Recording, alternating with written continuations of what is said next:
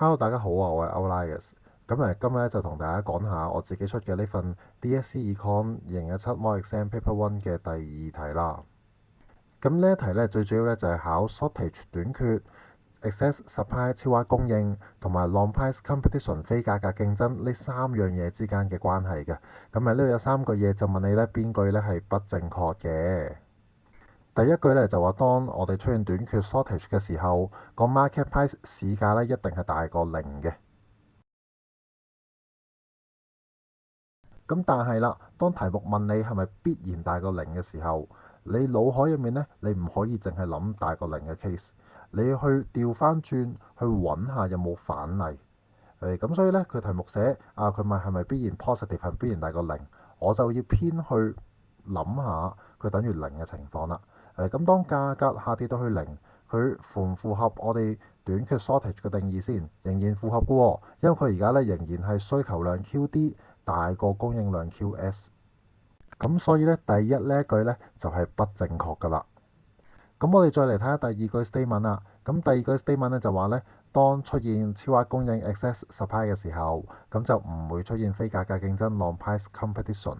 咁呢一句咧其實咧都係錯㗎。咁因為咧即使我哋係有 excess supply，OK，咁我哋咧可能有啲消費者唔使排隊啫。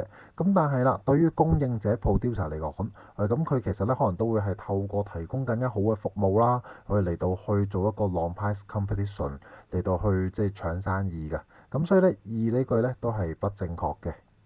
跟住第三句啦，就話出現 excess supply 超額供應，而且個價格係大過零嘅時候，咁我哋個 quantity transacted 交易量咧，一定係會大過個 efficient level，即係個有效率嘅水平嘅。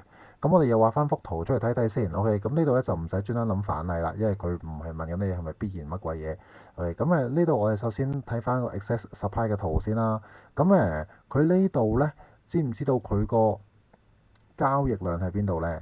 其實咧，佢呢度咧個交易量咧就係等於 QD 嘅。OK，知道咗交易量 quantity transacted 係等於 QD 之後，我哋咧就睇埋個 efficient output level，即係個有效率嘅水平係幾多啦。咁個有效率嘅水平咧，其實咧就係 MB 等於 MC。咁喺呢一度咧，其實即係 QE 嗰個位置。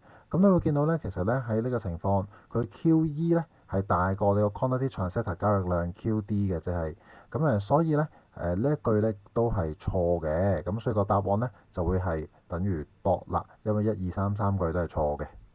咁呢條片就到呢度啦。如果你中意呢條片嘅話，歡迎 like 加 share。